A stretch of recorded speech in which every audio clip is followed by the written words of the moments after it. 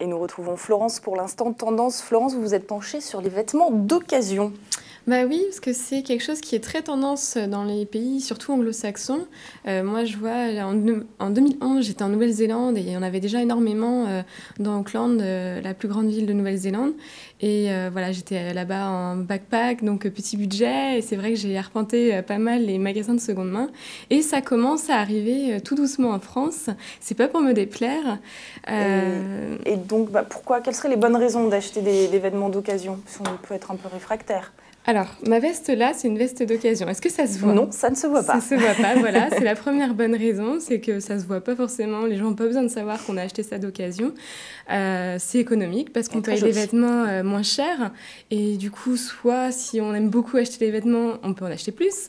Soit si on a décidé de consacrer son budget à autre chose, voilà, on peut consacrer son budget au loisir ou au voyage ou autre.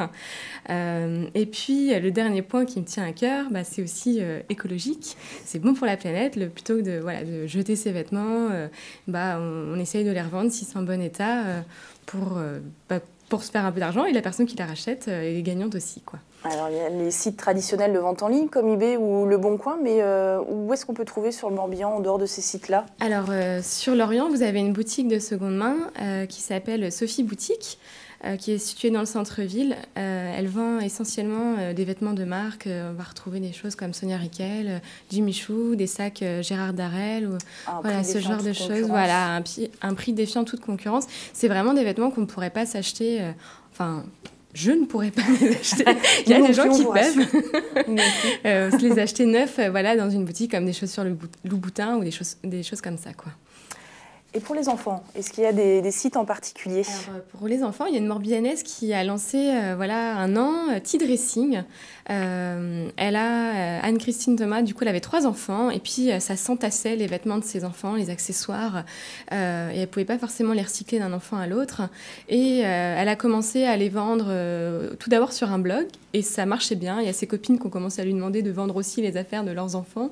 Et puis il y a un an, elle a franchi le pas et elle a créé T-Dressing. Ça marche plutôt bien pour les enfants vraiment de tout âge. Elle récupère que des vêtements qu'elle sélectionne de marques comme Catimini ou IKKS. Et voilà, elle prend vraiment les choses où il n'y a pas de taches, qui ne sont pas abîmées, pour vraiment avoir une sélection drastique pour que les gens qui achètent soient quand même contents, quoi. Il y a aussi Emmaüs, aussi bien pour les enfants que pour les parents? Pour les parents comme pour aussi. les enfants aussi. C'est vrai que ça m'arrive régulièrement d'aller dans les Emmaüs d'Auray, notamment, de mon côté. Mais il y en a sur Vannes et sur Lorient. Et c'est vrai que là, on ne trouve pas forcément des choses de grandes marques.